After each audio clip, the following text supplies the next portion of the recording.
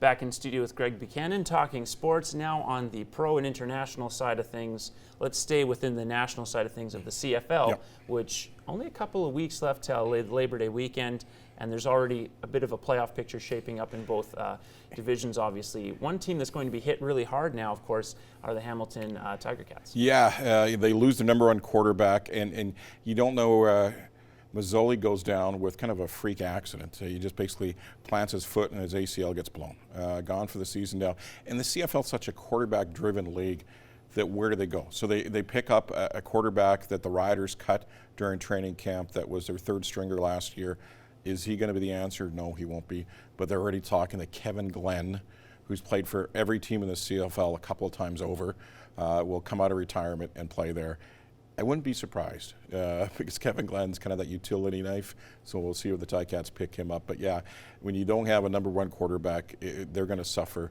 The Riders win in Vancouver. Again, the Riders have 3 wins against 2 teams that one has 1 win and one has no wins. So how good are the Riders? I think we'll find out when they play against the Ticats this week. Yeah, I know obviously a lot of people in this area as Riders fans are certainly going to be looking forward to the answer to that question. Yeah. What do you really think of their chances? Because they essentially need to win 75 to 80% of their games to finish the season. Well, the Riders are going to make the playoffs, so it's a matter of they play in the West or play in the East, and the only reason why that is because BC's that bad. Yeah.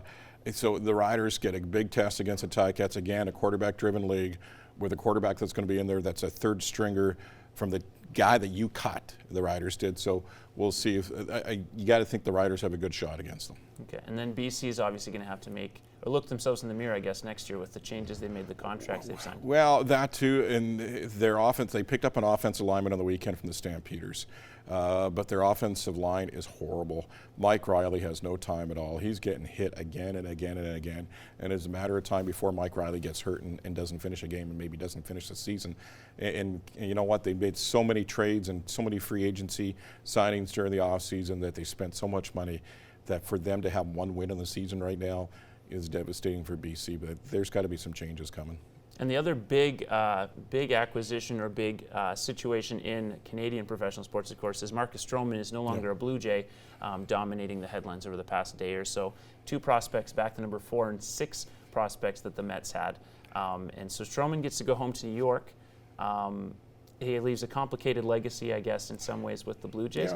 Yeah. Do you think there's more moves on the go? Oh, yeah. I think we really only have a couple weeks again until September. They continue to rebuild in Toronto, so why not make some trades?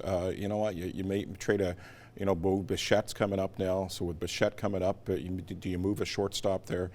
Justin Smoke, they're talking about that. A few teams might be interested in him too.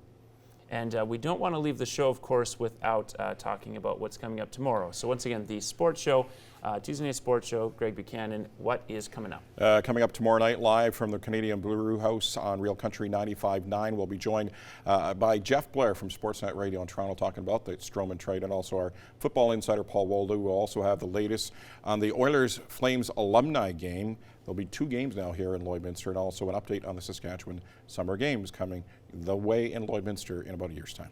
Yeah, a lot of people excited about both those events, obviously. Yeah, it should be a whole lot of fun. Yeah, and we'll look forward to covering it. Until then, enjoy the rest of the cast on Primetime Local News.